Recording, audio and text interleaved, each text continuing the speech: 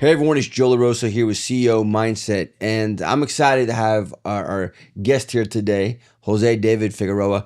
Listen, when you walked in the room, I could just feel your energy. I could see just, obviously you got a lot that you can share with our audience out there. And so I've seen some of the things that you have been doing. Pretty busy guy. So obviously I know you've been involved, whether it's, building businesses, doing stuff through hotels, telemarketing, media, events we were talking about even prior to. What were, if you took a kind of a step back and you looked at kind of your very beginning to where you are today, what were some of the most important, I call it entrepreneurial steps that you took to really kind of establish where you are today? Joe, thank you for the invitation here. I'm more excited than you are for being here. Oh, man. I appreciate your time. No, appreciate it. Great question. I believe that big part of my success was that when I started, I see a lot of people, they start business, start making a little bit of money and start spending it all. Every dollar I made, I was reinvested into my business. I believed in my business. I believed in myself. I knew I was going to make it work. I knew it was going to be possible. So I just trust the process and kept investing the money until I created a big monster. Yeah, that's great. I mean, I love what you said, because we were talking about that on one of our previous shows about how important it is that, as you start making that money, especially the first time, that you don't go out there and blow it, right? You got to find a way to kind of reinvest it back into your business and really kind of obviously stay focused too. Yeah, make the money make you money. Yeah, exactly. So that kind of leads into my next question, right? So, a lot of entrepreneurs, they do struggle with being able to scale, right? So, obviously, we talk so much, and that's why this topic or the name of the show is CEO Mindset. What were probably some of the things that you had to do to really kind of shift your mindset to go from, just being, a single entrepreneur to really being able to focus on scaling your business? Well, I believe that you cannot make it on your own. You got to build a really solid team that you could trust, that they really have the same energy and same mindset that you have, Right. And that's what I did. I built a really good team that pretty much now we're like family. And like I was saying to you earlier, like they've been working for me for many years, Right. And I think the team is very important for that, and also not giving up, because during that process to grow a business, there's a lot of hiccups, there's a lot of challenges that definitely gonna come through, and that's where you separate from the rest. A lot of people will just give up, but when you believe in the project, believe in God that that He's gonna bless you, and you just keep going forward no matter what. Like, love it. Keep working hard, keep grinding. Yeah, listen, you gotta believe it deep down inside, right? That's what. Because a lot of people give up with the first issue that comes up. The first challenge. Okay, this is not working. Let's stop. No, let's find a way. Listen, I always say, right, it's ups and downs, peaks and valleys, right? So it's when you're in those valleys, what's going to keep you driven, what's going to keep you focused, and so on. So love it. So I see here, so you have 5 kids, father 5? Yep. Awesome, man. So father 5 as well. I already have a basketball team right there. Yeah, listen, I think my team will have to go against your team. Yeah, 5v5 whenever you want.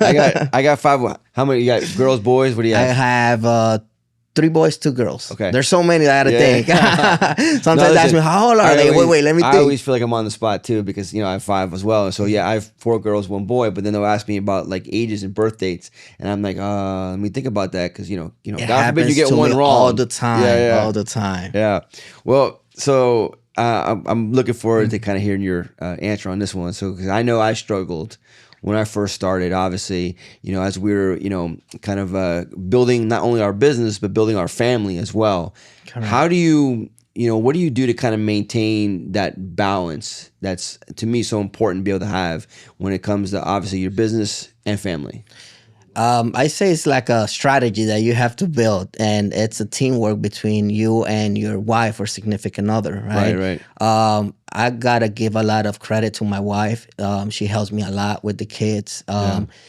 She currently don't work, but she does work even more than me at the house, because with 5 kids, you got to be there. Yeah. Especially one of my kids is CEO autistic, of the and family. that's full time, because she has to take him to therapists and all of that good stuff. So that's why I'm able to manage it, because I have her support, and then every successful business person needs that support and like I say, a significant other could help you grow, Sure. or could, make you drown. Like, it Right, right. depends. You both have to be on the same page. And she's been a blessing to my life, so I believe she's part of that success. And also, not compromise. Especially me, I don't compromise my weekends. My weekends is for my family, for my Yeah. kids. Go on a mini vacation, go to the beach, enjoy. And then Monday to Friday, it's to work hard, but at the same time, I try to start as early as possible. That way, by 5 p.m. I'm done. I could take my son to basketball practice. So Yeah. that's pretty much my strategy. We're Monday to Friday, start the day as early as possible. Do not compromise my weekends. And Right. my wife, it's key on this. Yeah. Without her, it's not possible. Oh, awesome. Awesome. No, listen, I feel you, man. It took me in the very beginning. I was so like 7 days a week, 24/7. And then, next thing you know, you start looking at your kids. You're like, man, I'm missing out. You need to have that balance. That's so crucial for us. Correct. So let me ask you this. So obviously, you're born in New Jersey. Correct. But you went back to Puerto Rico, did all your schooling in Puerto Rico. Correct. So getting educated in Puerto Rico, and then now when you're taking a look at the impact that you've had here in the U.S., what were some of the challenges, or have you had any challenges for you and your business, coming from, in essence, back from Puerto Rico back here to the States? Indeed, because when I moved to Puerto Rico, I was a baby. I was Yeah. 3 years old. Right. So my first language pretty much is Spanish, and that was my biggest challenge, to be able to build the company that I have built, have so many employees that a lot of them don't even speak Spanish. So the language was a challenge to me, but I didn't let that to stop me. I went to Valencia. I took 2 years of EAP classes. So I knew what I wanted to do in life. I knew I wanted to be a business person. I knew English was crucial for here, and I just study, but yeah, it was a challenge too. So it's like Celia Cruz said, my English is not very good looking, but that didn't stop me, and I continue going and trying to get my English better every day. Practice it. Oh, love Like, it. even when they say, "Oh, the podcast is in English," I'm like, "Okay, that's a challenge, but it's not gonna stop me. Let's go ahead and do it." Yeah. No, listen, I've been in multiple situations where I even did an interview one time, not too long ago actually, where it was all in Spanish. So I was struggling, although I can speak it, but I was definitely struggling, and I was thinking, man, just kudos to the folks that come over here and have to kind of break through and then be able to pick up that confidence. But Worst you're case doing an scenario, amazing worst job, case man. scenario, you do Spanglish, Yeah, but yeah, of course. Well, you gotta do it. You gotta do what you gotta Yo do. entiendo un poquito. Yo puedo hablar un poquito. There you go. So, let's talk a little bit about with the events, the work that you do. Obviously, on the radio with all the different influencers that you work with. How do you integrate personal branding and community into your business model? Relationships. I've been able to build a lot of relationship with a lot of these influencers, a lot of artists. It's like a domino effect. The moment you start meeting influencers and artists, you meet one, and then that one introduces you to another one.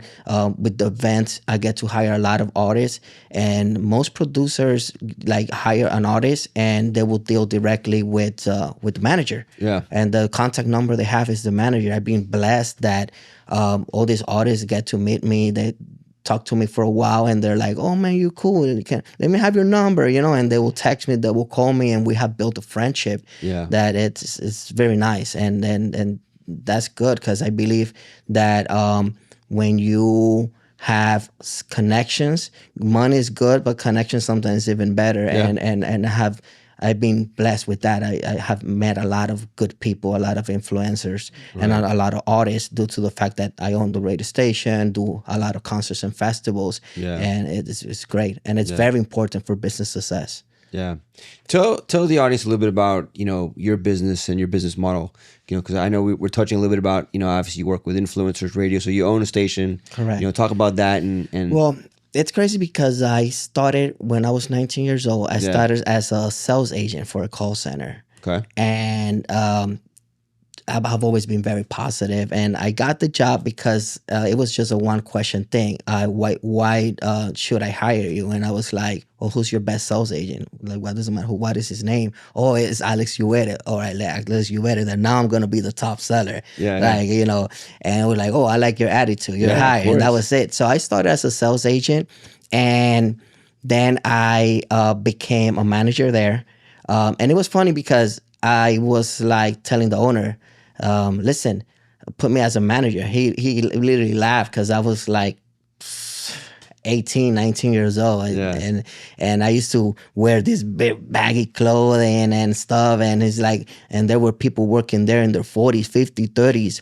And I'm like, all right, you're losing money. If you hire me, I'll train them. I'll be your best manager, and they'll start selling as many sales as me. Yeah. And he just took it as a joke. But then 2 or 3 months later, I told him, listen, I'm still making the numbers. They're not. I could train them. They could be as good as me. Just let me know. Right. And then a week later, he called me. He's like, man, you blow my head. Like, I haven't been able to sleep. You know what? I'm gonna give you an opportunity. Here's some money. Go buy some like dress up clothes. And back, the managers there used to do with the long sleeves and stuff. Right. So that's when I became a manager for him. And then he retired, and he said, I'm gonna help you to start your business. And I started at a flea market, like selling vacation packages to people to go to Orlando. I think the flea market was at Sanford many, many years ago. Right. And I used to sell mini vacations for them to come to Orlando. So that's when I realized, okay, I think I could grow this. Yeah. So I started growing it, and all my marketing experience and sales experience was in this industry, the hotel, resorts, timeshare, travel club. But then I realized that I knew marketing and I knew sales, that it could be utilized not only for that industry, but for any industry. And that's when the COVID came in, and I was like, okay, all these resorts are shut down. What can I do? So I started doing marketing for other industries, solar panels, credit repair, spas, jewelry stores. And that's, so I moved from just doing marketing for hotels and resorts. Right. Now I built a company that does marketing for pretty much every industry. And then after that, I was investing so much money into marketing, to advertising for the companies that I was doing marketing for. Right. That was millions and millions of dollars a year, that the opportunity of taking over a radio station came up, and I was like, okay, this is a great opportunity. If I'm already putting money into radio stations, why not have my own? Of course. So that's how I got into the radio station. Now I have a radio station. I got to get into concerts. Everything adds up. One thing starts leading. Okay, now I have a radio station. I have to start doing concerts, and then festivals, and then certainly I have a call center. I have a marketing company. I do events. I have a radio station, and the great thing is that everything connects. Yeah. So every business helps and support each other. Yeah, that's awesome. That's an awesome story. So hopefully those of you that are out there watching, you guys get inspired. So let's talk about that then. So for those that are out there that are watching, that are kind of new to, they're becoming, whether they're young entrepreneurs going out there, taking, this big step and kind of building their own, business.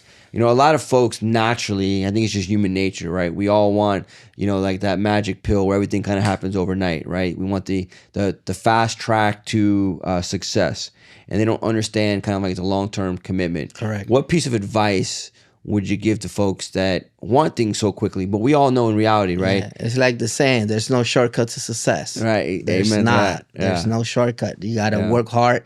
You got to put some hours in. Yeah. It's like I see some memes on social media that are like, oh, I wanted to be my own boss, but now I can't even take a vacation. I can't, because you got to put the hours in. Especially, it will get to a point that you will build your company where it runs itself. And luckily, I have done that, and I still very involved in the business. But there's a lot of things that that they just run on themselves, but it takes time. It's not from one day to another, especially at the beginning. You got to put the time yourself. You got to work hard, and you got to keep grinding, and it's not from one day to another. That's why I say don't give up, because it takes time, and it takes a lot of hiccups, and it takes a lot of challenges before you're able to make it. Did you ever have any times where you were dealing with those challenges, those hiccups, where you kind of second guessed yourself? You do. You do. Sometimes you feel like, but then you gotta, no, I could do it. You know, Well, it's okay to doubt it, but like then snap yourself back into it. I believe support, man. Like the family, my Yeah. family's been very involved. My parents too. You Yeah. know, I hang out with people that has your same mentality that want to be successful as well, Absolutely. because sometimes they're down and you're gonna motivate them. Like, come Yeah. on, bro. It's okay. We'll find a solution to it. And Yeah. then when you're down, you have that support. But when you're hanging out with people that don't have your mindset, that really don't want to be successful in life, that they don't care. Oh man, life sucks. Yeah, life sucks. Let's Yeah. come on. Let's go have Yeah. a few drinks. Oh yeah, But those negative beliefs so get yeah, nursed. so I would say I have had my downs. I have been a little bit, oh man, it's not working, and you kind of get down a little bit or sad or Yeah. whatnot. I don't know how to call it, but when you hang out with the right people, they will lift you up, and then the same way you will lift them up when they're doubting it or Yeah. they're down. Yeah, awesome. So you've created an opportunity now for so many, right? You mentioned before that the folks that do call it work for you, really with you, right? They just love being there, right?